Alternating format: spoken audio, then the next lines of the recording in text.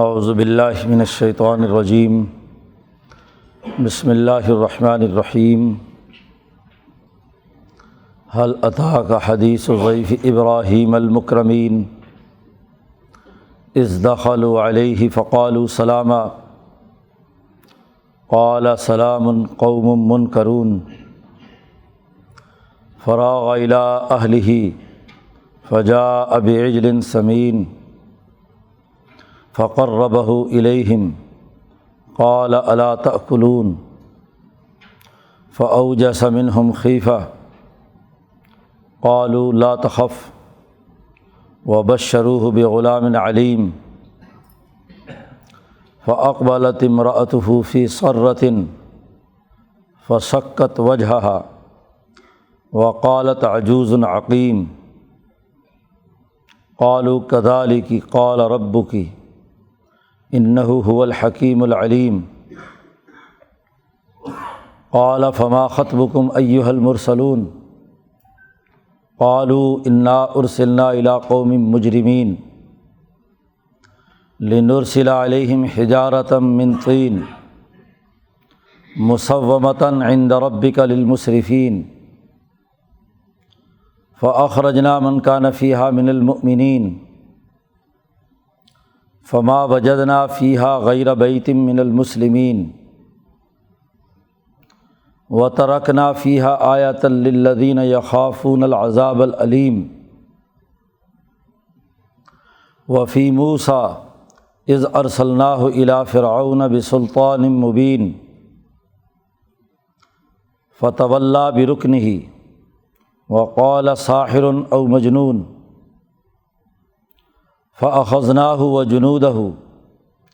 فنبذناہم فی الیم وہو ملیم وفی عاد اذ ارسلنا علیہم الریح العقیم ما تذر من شیء اتت علیہ الا جعلتہ کالرمیم وفی ثمود اذ قیل لہم تمتعوا حتی حین فعتوا عن امر ربهم فاخذتهم الصاعقة وهم ينظرون فما استطاعوا من قیام وما كانوا منتصرین وقوم نوح من قبل انہم كانوا قوما فاسقین صدق اللہ العظیم۔ یہ سورۃ الذاریات کا دوسرا رکوع ہے۔ جیسا کہ کل ذکر کیا گیا تھا کہ گزشتہ سورۃ قاف میں قرآن حکیم کی عظمت اور بزرگی اور اس کی بنیاد پر نصیحت قائم کرنے کا حکم دیا ہے، اس لیے اس سورت کے آخر میں کہا تھا وذکر بالقرآن، اس قرآن حکیم کی نصیحت کیجیے انہیں۔ قرآن حکیم کی تعلیم کی اساس پر جو جماعت صحابہ تیار ہوئی، کتاب مقدس قرآن حکیم کو لانے والے فرشتے، قرآن حکیم پر عمل کرنے والے صحابہ کی جماعت، اور اللہ کے حکم سے چلنے والی ہواؤں کی قسم اٹھا کر پہلے رکوع میں یہ بات واضح کر دی کہ جس انقلاب کا وعدہ کیا گیا ہے وہ ضرور پورا ہو کر رہے گا، انما توعدون لصادق۔ یہ وعدہ غزوہ بدر سے لے کر فتح مکہ تک نبی اکرم صلی اللہ علیہ وسلم کی ان غزوات کے ذریعے سے پورا ہوا، اور وہ وعدہ جو یوم محشر میں تمام لوگوں کو جمع کر کے حساب کتاب کا ہے وہ بھی اسی طرح سچا اور ثابت شدہ ہوگا۔ اس کے لیے پہلے دلائل دیے تھے، آسمان اور زمین پر غور و فکر کرنے اور خود اپنی ذات میں غور و فکر کی دعوت دی گئی تھی۔ وفی انفسکم افلا تبصرون، کیا تم اپنے آپ میں غور و فکر نہیں کرتے، بصیرت اور شعور سے کام نہیں لیتے؟ تو جو گرد و پیش میں آسمان و زمین اور دیگر جو انعامات اللہ پاک نے انسان پر کیے ہیں، جیسے وہ بالکل صادق اور واقع میں ویسے ہی ہیں جیسا کہ ہونا چاہیے۔ اسی طرح اس کتاب مقدس قرآن حکیم کی آیات اپنے مقاصد و اہداف میں اپنے تمام وعدے اللہ تبارک و تعالیٰ پورا کریں گے۔ اب تاریخی دلائل دیتے ہوئے ماضی کی تاریخ کے واقعات بیان کیے جا رہے ہیں کہ جیسے اسی طرح کے انقلابات ابراہیم علیہ السلام، موسیٰ علیہ السلام، قوم عاد و ثمود، اور پھر حضرت نوح علیہ السلام کی قوم کے حوالے سے ہوئے کہ انہوں نے تکبر اور غرور کیا، انبیاء کی بات نہیں مانی، تو کس طریقے سے ہم نے انہیں تباہ و برباد کیا، ہلاک کیا۔ چنانچہ فرماتے ہیں هل اتاک حدیث ضیف ابراہیم المکرمین،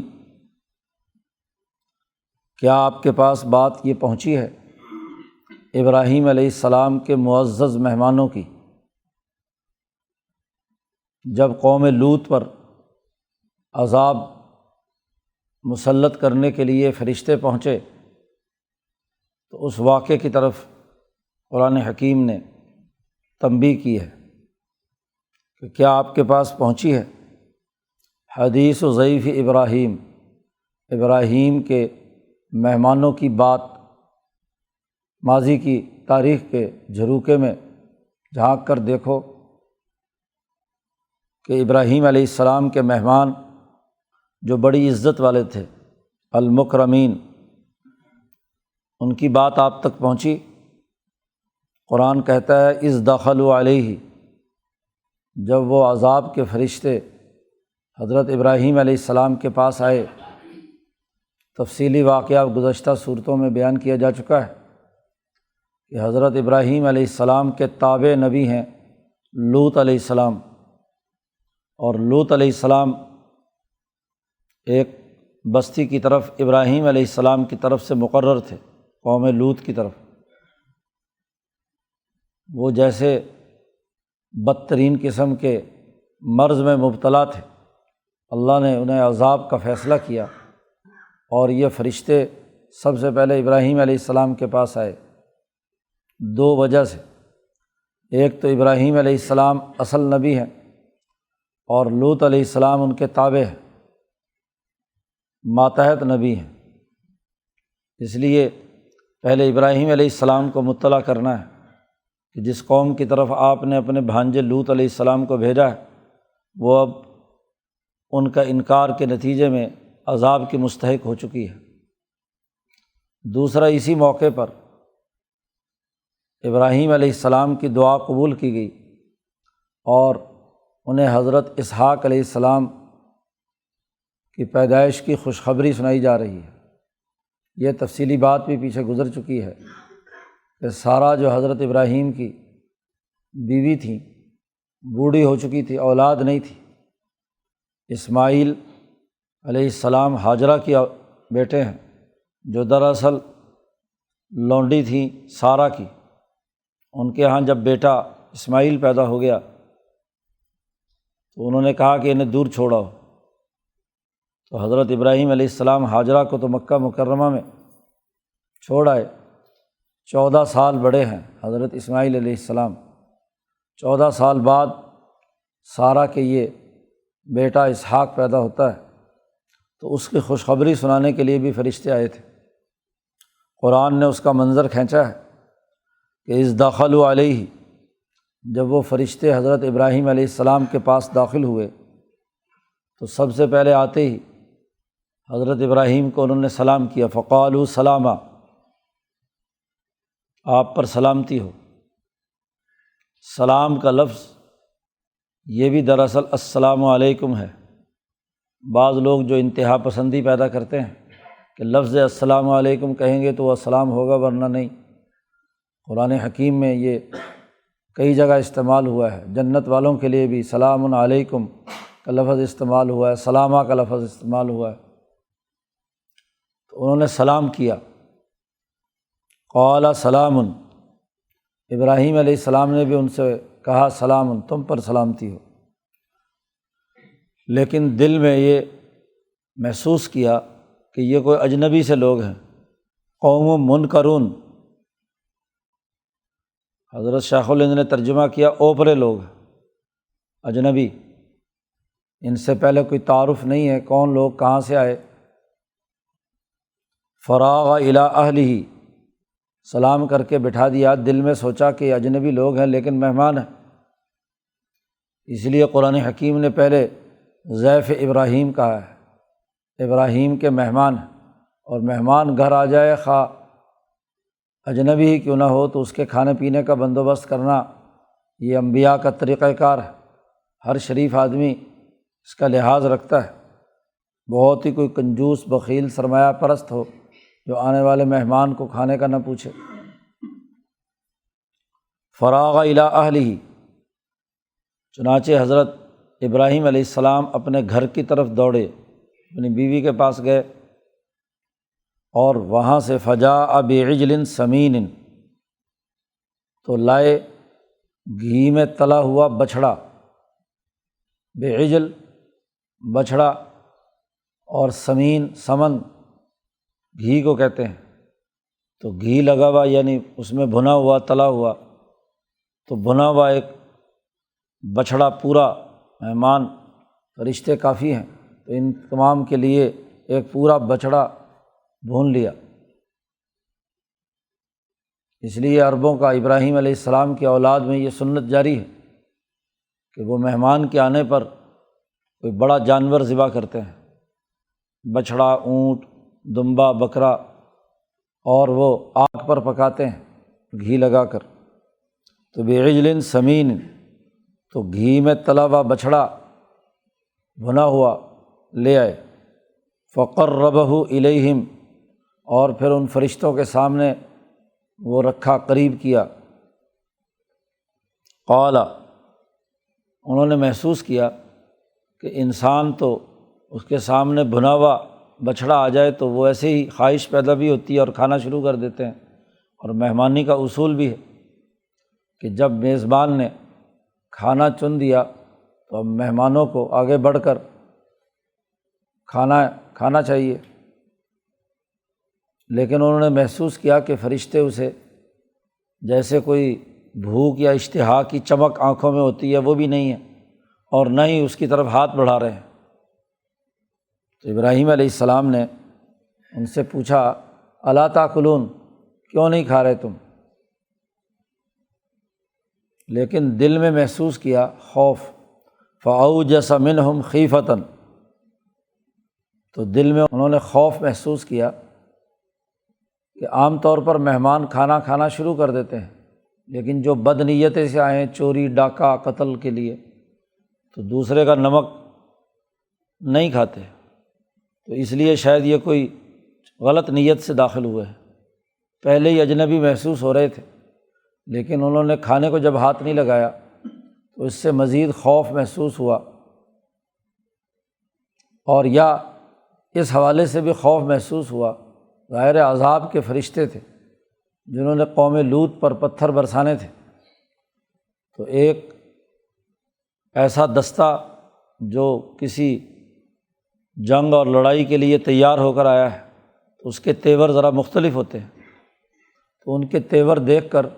دل میں خوف محسوس ہوا۔ فرشتوں نے سمجھ لیا کہ ابراہیم علیہ السلام پر خوف کی کیفیت طاری ہے۔ قالوا، کہنے لگے، لا تخف، ڈریے مت۔ تبھی خوف ہر ایک انسان کو ہوتا ہے، انسان نہ ہو سرے سے کیا ہے، خوف ہی نہ آئے تو وہ تو پتھر دل ہے، اس کا انسانیت سے کیا کام۔ انبیاء کی نبوت کے منافی بات نہیں ہے خوف، عصمت انبیاء کے قطعی طور پر مخالف بات نہیں ہے۔ ڈرنا، اور وہ بھی طبعی طور پر ڈرنے والی چیز سے، تو وہ انسان کا خاصہ ہے، بشریت کا تقاضا ہے۔ جیسے موسیٰ علیہ السلام بھی جادوگروں کے جادو اور بڑے بڑے سانپ اور سپولیے بننے کے نتیجے میں ان پر بھی ایک طبعی خوف طاری ہوا، حالانکہ اللہ پہلے کہہ چکے تھے کہ یہ اگر معاملہ ہو تو اپنی لاٹھی پھینکنا، لیکن ایک طبعی خوف ہے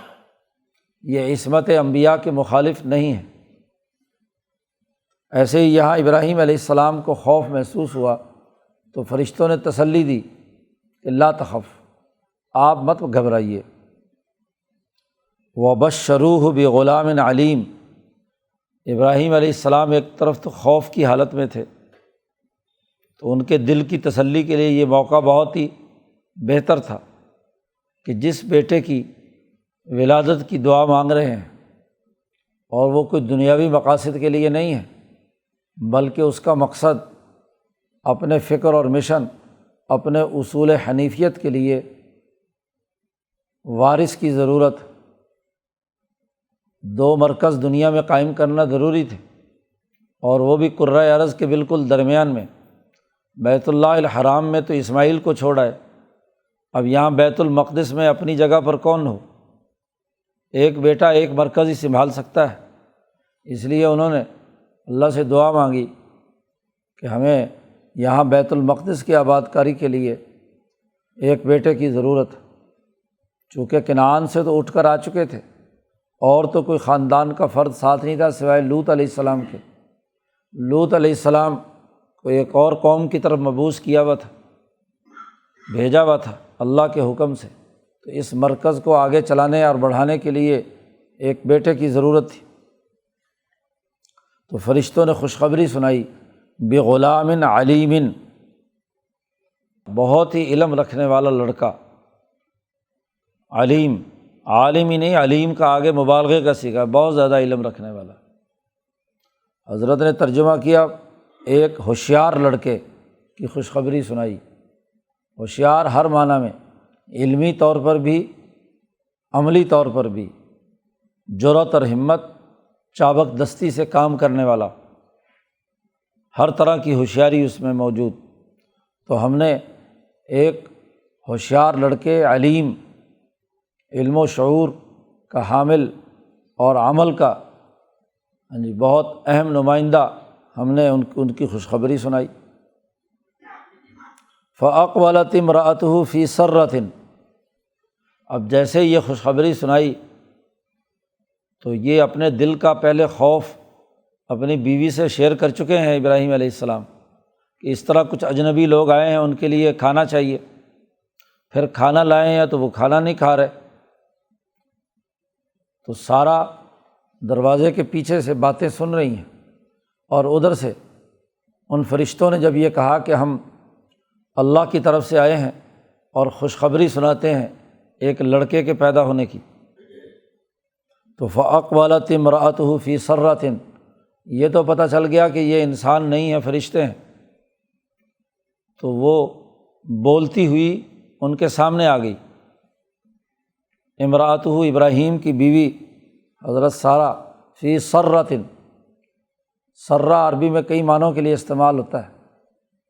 شور شغب مچانا، چیخنا چلانا، زور زور سے باتیں کرنا۔ تو چونکہ ایک بالکل نئی بات انہوں نے کہی، تعجب خیز بات کی، جیسا کہ پیچھے صورت میں کہا تھا اتعجبین من امر اللہ، تعجب کے طور پر بڑی تیزی کے ساتھ بولیں، اور فسکت وجہہا، اور آدمی جب کسی چیز پر تعجب کا اظہار کرتا ہے تو ماتھے پہ ہاتھ مارتا ہے، تو فسکت وجہہا،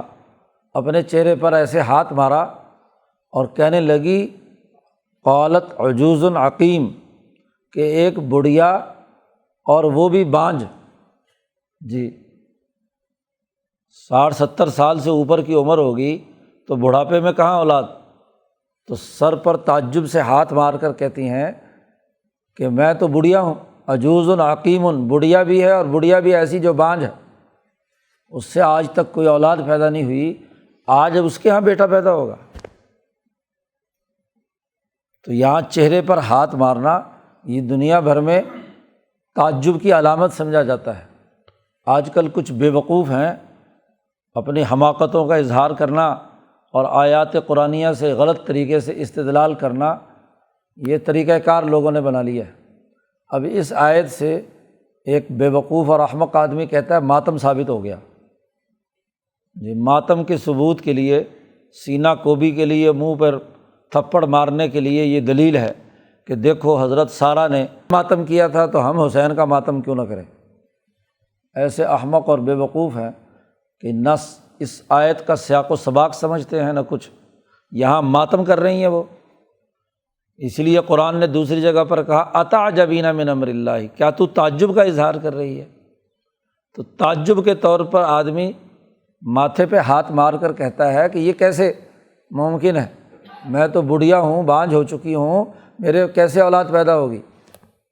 تعجب کا اظہار کر رہی، یہاں کوئی مر گیا تھا جس کا ماتم کر رہی ہیں؟ یہ تو خوشخبری کا موقع ہے،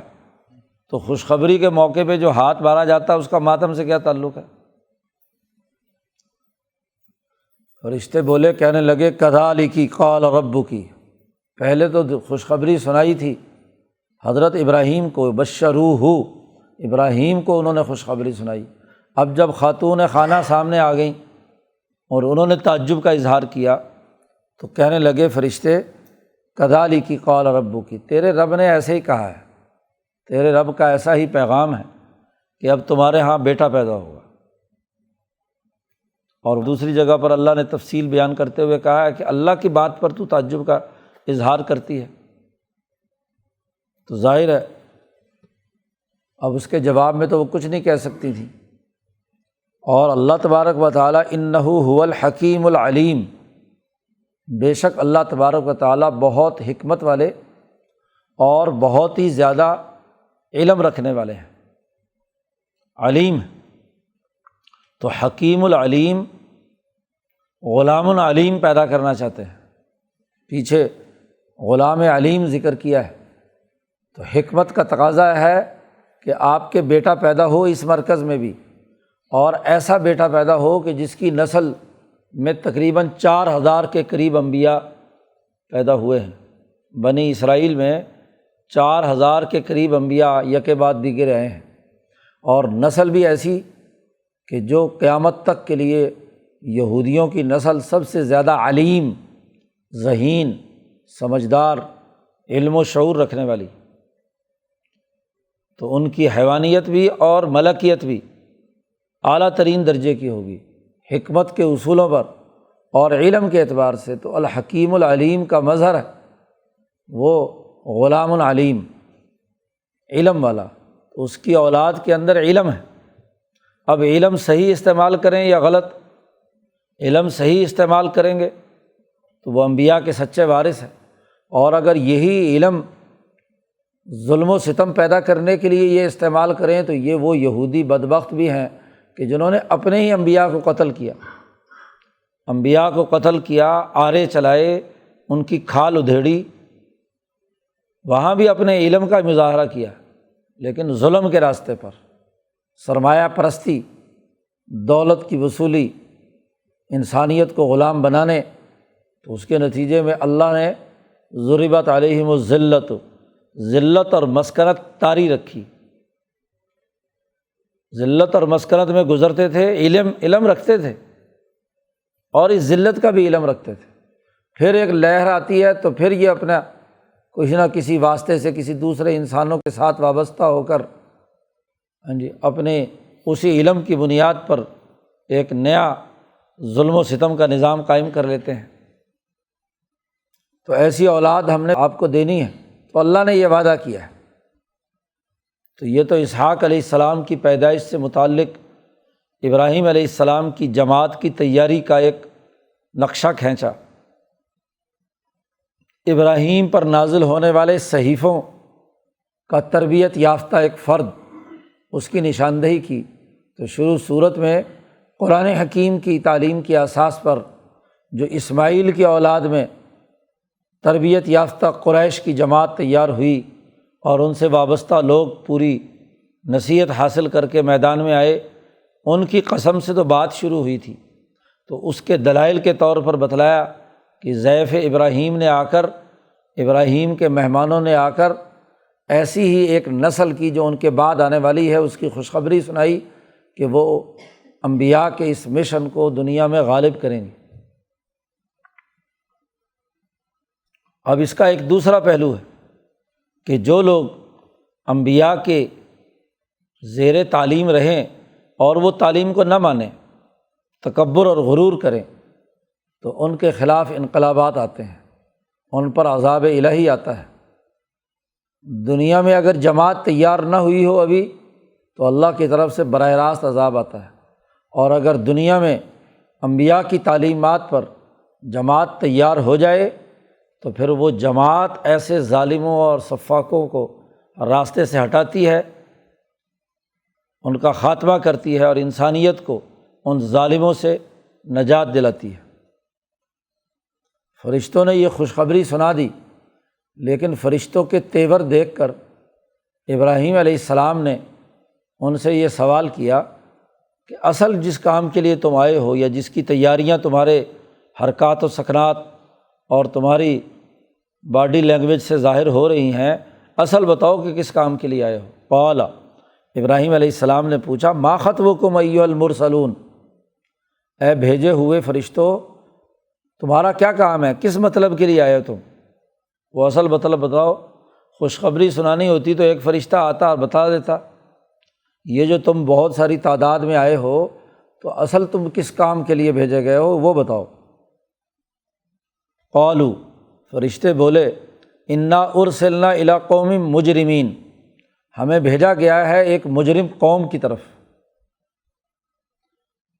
لنرسل علیہم حجارۃ من طین، تاکہ ان پر مٹی کے پتھر برسائیں، مٹی سے، مٹی اور پتھر دونوں ملے ہوئے جو پہاڑ ہوتے ہیں، تو وہاں اوپر سے جب پہاڑ گرتا ہے، زلزلہ آتا ہے تو پتھروں کی بارش پہلے ہوتی ہے اور بعد میں مٹی میں دب کر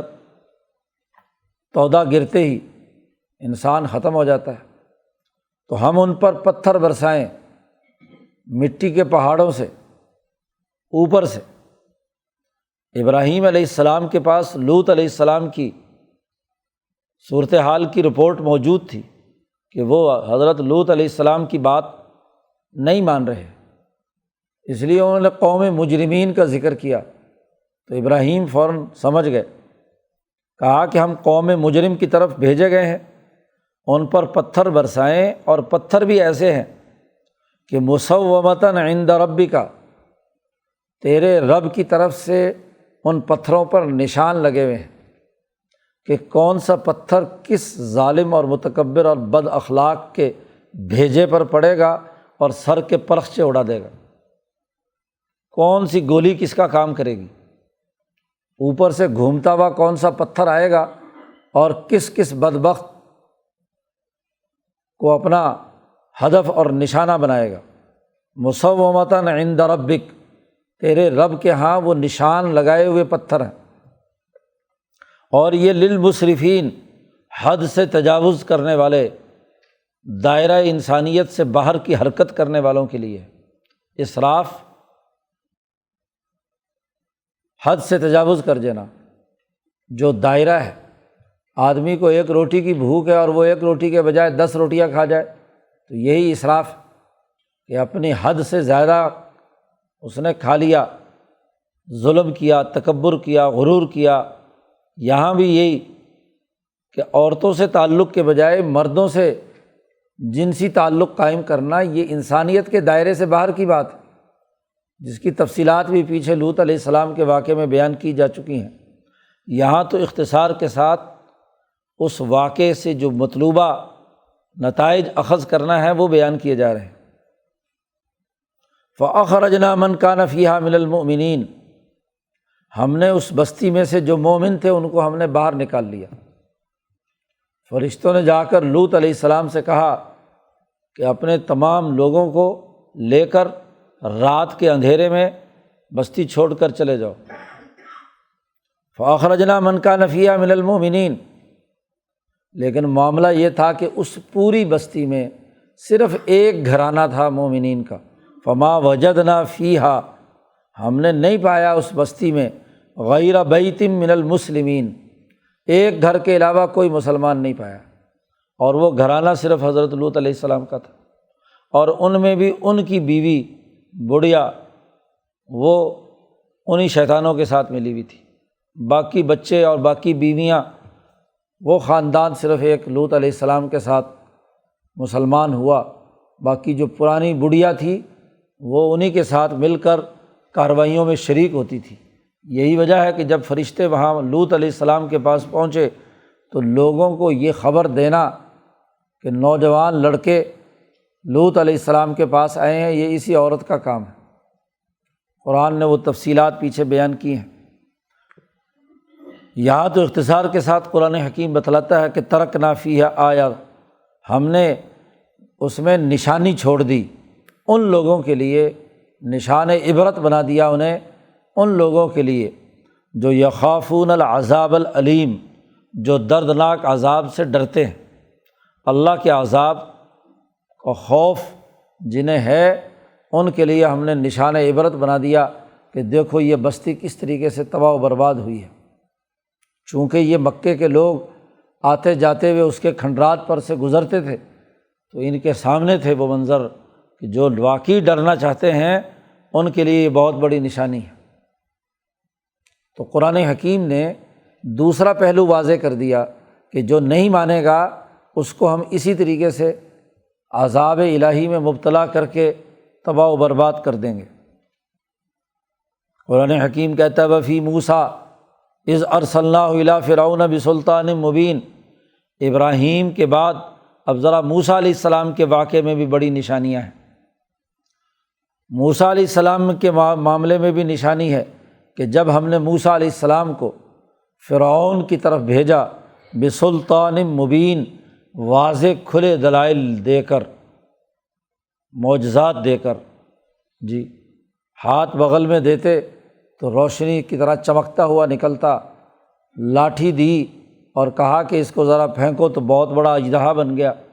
تو پورے دلائل کے ساتھ، ہاں جی اسی طریقے سے بعد میں تورات عطا کی، تو یہ تمام چیزیں دے کر ہم نے فرعون کی طرف موسیٰ علیہ السلام کو بھیجا۔ انہوں نے جا کر دعوت دی جس کی تفصیلات پیچھے سورۃ طٰہٰ میں گزر چکی ہیں۔ قرآن یہاں اختصار کے ساتھ بیان کرتا ہے فتولیٰ برکنہ وقال ساحر او مجنون، اپنی حکومت پر پورا اعتماد کرتے ہوئے اپنے تکبر اور غرور پر اس نے کہا ساحر، یہ موسیٰ علیہ السلام ساحر ہے یا مجنون۔ تولیٰ کے دو معنی اور مفہوم امام شاہ ولی اللہ دہلوی نے بیان کیے ہیں۔ اذا تولیٰ سا کی تشریح میں ایک مفہوم جو عام مفسرین لیتے ہیں اعراض کرنا، جی جیسے صاحب جلالین وغیرہ ان لوگوں نے ترجمہ کیا ہے، یہاں حضرت شیخ الہند نے بھی وہی ترجمہ اختیار کیا ہے، اس لیے اس نے منہ موڑ لیا اپنے زور پر، رکن کی طرف، اپنی طاقت اور قوت اور گھمنڈ کی بنیاد پر منہ موڑ لیا۔ لیکن تولیٰ کا ایک دوسرا معنی بھی ہے جو وہاں حضرت شاہ ولی اللہ صاحب نے کیا ہے کہ تولیٰ ولایت سے ہے کہ انسان جب اپنی حکمرانی اور حکومت پر تکبر اور غرور کرتا ہے، حکمرانی کی طاقت کا استعمال کرتا ہے، تو چونکہ اپنے آپ کو حکمران، بلکہ حکمرانی کیا انا ربکم الاعلیٰ کا دعوے دار تھا، تو اپنا رکن، اپنا جو بنیادی حکمرانی کا تخت وغیرہ یا کوئی اس کا جو بنیادی ستون تھا، اپنے اس حکمرانی پر غرہ کرتے ہوئے اس نے انتہائی اپنے خیال کے مطابق حقارت سے موسیٰ علیہ السلام کو کہا کہ یہ جادوگر ہے اور اس جادوگر کا مقابلہ ہم بڑے بڑے جادوگروں سے کرا لیں گے، اور یا تو جادوگر ہے اور او مجنون، یا یہ نعوذ باللہ مجنون ہے، اس کے دماغ پہ اثر ہو گیا ہے کہ جی میں اللہ کی طرف سے نبی ہوں اور میں یہ پیغام لایا ہوں، تو کوئی پاگل پن کا نعوذ باللہ دورہ پڑا ہے اس پر، تو اپنی حکومت کے زوم میں آ کر جی اس نے یہ بات کہی قال ساحر او مجنون، تو فاخذناہ وجنودہ، اللہ کہتے ہیں ہم نے اسے بھی اور اس کے پورے لشکر جس پر وہ اترا رہا تھا اس کو بھی ہم نے پکڑ لیا، اور فنبذناہم فی الیم، اور پھر پکڑ کر ہم نے سمندر میں، دریائے بحر قلزم میں دے مارا۔ وہو ملیم، اور وہ خود اپنے آپ کو ہی ملامت کرتے ہوئے اپنے الزام کے اندر خود مبتلا تھا، جی اس لیے جیسے ہی ڈبکی لگی پانی میں تو فوراً بول اٹھا کہ میں موسیٰ اور ہارون کے رب پر ایمان لاتا ہوں، کیونکہ ضمیر نے ملامت کی اور واضح ہو گیا تو کہنے لگا آمنت برب موسیٰ و ہارون، موسیٰ اور ہارون کے رب پر میں ایمان لاتا ہوں۔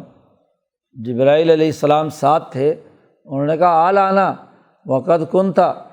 تو اب اس وقت ایمان لاتا ہے، پہلے تو بہت فسادیوں میں سے تھا، ہاں جی، اس سے پہلے تو بات ماننے کے لیے تیار نہیں تھا، اب جب عذاب آیا ہے تو تجھ کیا ہے، کلمہ پڑھ رہا ہے، ایمان لا رہا ہے۔ اس پورے منظر کو ہم محفوظ کر لیں گے۔ اس کے فوراً بعد اللہ نے کہا الیوم ننجیک ببدنک لتکون لمن خلفک آیا، تیرے اس لفظ کے کہنے سے کہ آمنت برب موسیٰ و ہارون، تو ہم تیرے جسم کو کیا ہے، محفوظ کر لیتے ہیں، جسم کو کوئی کیڑا نہیں کھائے گا، کوئی اسے نقصان نہیں پہنچے گا، اور یہ اس لیے رکھیں گے کہ بعد والوں کے لیے عبرت کا نشان بنے کہ یہ تھا وہ جو خدائی دعویٰ کر رہا ہے، یہ تھا وہ جو تکبر اور غرور، اور جب پانی میں پٹخا گیا تو بے اختیار پکار اٹھا آمنت برب موسیٰ و ہارون۔ آج کل فرعون کی ممی کو سامنے رکھ کر سائنسدان اس کا چہرہ بناتے پھر رہے ہیں، تو جیسے اپنے آپ داڑھی منڈے ہیں ویسے ہی فرعون کا بھی داڑھی منڈے والا بنا دیا۔ تو لاش ہے، لاش کی تو داڑھی کہاں ہونی تھی، لیکن تمام روایات ثابت کرتی ہیں کہ فرعون کی داڑھی، اور داڑھی بھی بڑی لمبی لمبی، اور ہر بال کے اندر ہیرے جواہرات موتی سونے چاندی کی چیزیں، کیونکہ کھا تو سکتا نہیں تھا، سرمایہ پرست جتنی بھی دولت جمع کر لے تو اسے کھا تو سکتا نہیں، سونا چاندی کیا کھائے گا، تو وہ اس کو استعمال کرنے کا کیا طریقہ ہے، داڑھی کے بالوں میں کیا ہے پرو لیتے تھے یہ ظالم، جیسے کسریٰ ایران کا معاملہ تھا، سر کے بالوں پر بھی ہاں جی اب من دو من بوجھ لاتے پھر رہے ہیں، سر کے اوپر بھی داڑھی میں بھی، اور ادھر یہاں تک کنگن پہن لیتے تھے، ہاں جی، تو وہ آدھا آدھے کلو کے کنگن پہنے ہوئے ہیں، اور نہیں تو وہ جو ہیرے جواہرات گلے میں لٹکائے پھر رہے ہیں۔ جی پاگل پن کا اس سے بڑا دورہ کیا ہوگا کہ آدمی ہیرے جواہرات کا کوئی 20-25 ہاں جی کلو کا من دو من کا بوجھ اٹھائے ہر وقت پھرتا رہے پاگلوں کی طرح، اور لباس کے اوپر بھی سونا چاندی لگایا ہوا، تو کہاں گیا؟ تو یہ فرعون کی شکل و صورت بنانی ہے اس ممی کو دیکھ کر، تو اس کی اصل شکل تو بناؤ، تو اس کی ممی ابھی بھی محفوظ ہے، تو اللہ پاک نے اسے نشان عبرت بنایا ہے بعد والوں کے لیے کہ دیکھیں یہ خدائی کا دعویٰ کر رہا تھا جو آج بے حس و حرکت اس شیشے کے باکس کے اندر بے یار و مددگار پڑا ہوا ہے، اور ہر سال 2 سال کچھ عرصے کے بعد اس کو حنوط کرنا پڑتا ہے تاکہ کہیں اس کا جسم گل نہ جائے۔ تو ہم نے اسے تباہ و برباد کر کے رکھ دیا۔ اختصار کے ساتھ چونکہ دلائل پیچھے جو بات چل رہی ہے اس کے ضمن میں تاریخی دلائل کی بات بیان کی جا رہی ہے۔ وفی عاد، قوم عاد کے اندر بھی بڑی نشانیاں ہیں۔ اذ ارسلنا علیہم الریح العقیم، ہم نے ان کے اوپر ایسی ہوا چلائی جو بانجھ تھی، جس میں کوئی خیر کا پہلو نہیں تھا، بدترین ہوا، تیز، پورا 1 ہفتے تک تیز ہوا چلتی رہی، اور قرآن نے جیسے پیچھے تفصیلات اس کی کئی جگہ آ چکی ہیں، سورۃ احقاف میں کہا تدمر کل شیء بامر ربها، تو تیز ہوا چلی، ما تذر من شیء اتت علیہ، کوئی چیز ایسی نہیں تھی کہ جہاں اس ہوا نے اٹیک کیا ہو اور وہ چیز توڑ پھوڑ کر ریزہ ریزہ نہ کر دی گئی، ہر چیز کو توڑ پھوڑ کر اس ہوا نے ختم کر دیا۔ انسانوں کو اٹھاتی تھی زمین پر پٹک دیا، درخت اکھیڑے انسانوں پر مار دیے، بلڈنگیں عمارتیں اٹھائیں اور زمین میں الٹا دیں، تو اس ہوا نے پورا کا پورا اس بستی کو کلٹی کر دیا۔ تو یہ عذاب ہم نے بھیجا ان پر۔ قرآن کہتا ہے وفی ثمودہ، قوم ثمود میں بھی نشانی ہے۔ اذ قیل لہم، جب ان سے کہا گیا کہ تمتعوا حتی حین، ایک خاص وقت تک تم دنیا سے جو نفع اٹھانا چاہتے ہو، مزے اڑا لو۔ فعتوا عن امر ربہم، انہوں نے بھی اپنے رب کے حکم کی خلاف ورزی اور نافرمانی کی تو فاخذتہم الصاعقۃ، ان کو بھی ایک چیخ کڑک آئی جس نے انہیں پکڑ لیا، اور وہ دیکھ رہے تھے۔ چیخ کی آواز آہستہ آہستہ شروع ہوئی اور بڑھتے بڑھتے بڑھتے اب خوف زدہ آنکھوں سے اسے دیکھ رہے ہیں کہ کہاں سے آ رہی ہے یہ آواز، اور جیسے جیسے وہ چیخ بڑھتی گئی تو قرآن کہتا فما استطاعوا من قیام، اٹھنے کی بھی طاقت نہیں رہی، کوئی لیٹا ہوا ہے تو وہیں، بیٹھا ہوا ہے تو وہیں، اتنی بھی استطاعت نہیں رہی کہ اٹھ کر کہیں بھاگ ہی جائیں،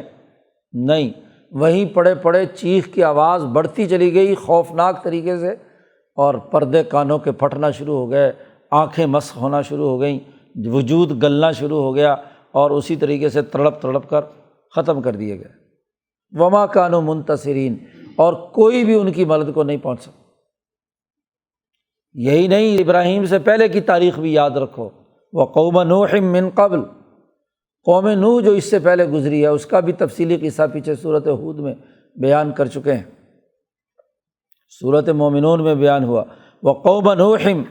من قبل انہم کانوا قوما فاسقین، وہ بھی بڑی فاسق قوم تھی۔ ہاں جی، اللہ پاک نے ان پر بہت رحم کیا کہ 950 سال تک انہیں نوح علیہ السلام نے دعوت دی، لیکن اس دعوت کا اثر کچھ نہیں ہوا۔ سورۃ نوح میں بھی اس کی تفصیلات بیان کی کہ نوح علیہ السلام نے کہا میں نے دن رات انہیں پکارا، دعوت قومی لیلا و نہارا، لیکن فلم یزدہم دعائی الا فرارا، دن رات 950 سال میں نے انہیں دعوت دی، رات کو بھی دن کو بھی، لیکن جتنا میں ان کو دعوت دیتا تھا اتنا ہی کیا یہ فرار ہو کر بھاگتے تھے۔ تو قوم نوح پر بھی ہم نے یہ عذاب نازل کیا۔ تو مکے کے ظالم اور متکبروں کو، مکی صورت ہے، بتلایا جاتا ہے ذرا تاریخ دیکھو، نوح علیہ السلام اور ابراہیم علیہ السلام، موسیٰ علیہ السلام اور ابراہیم سے پہلے عاد و ثمود، ان تمام کے منظرنامے دیکھو کہ کس طریقے سے ان کے جرائم کی ہمیں سزا دی ہے، اور یہ تمہارے لیے نشان عبرت ہے۔ اگر تم سمجھ جاؤ تو اب بھی اگر تم باز نہیں آؤ گے، اس کتاب مقدس قرآن حکیم کے مطابق نصیحت حاصل نہیں کرو گے تو تمہارے ساتھ بھی یہی معاملہ ہوگا۔ قرآن حکیم نے آخری رکوع میں اس کے مزید دلائل دے کر ان پر عذاب کی وارننگ اور دھمکی جاری کر دی ہے کہ اب تمہارے لیے نکلنے کا کوئی راستہ نہیں ہے۔ اللہ تعالیٰ قرآن حکیم کو سمجھنے اور اس پر عمل کرنے کی توفیق عطا فرمائے۔ اللہ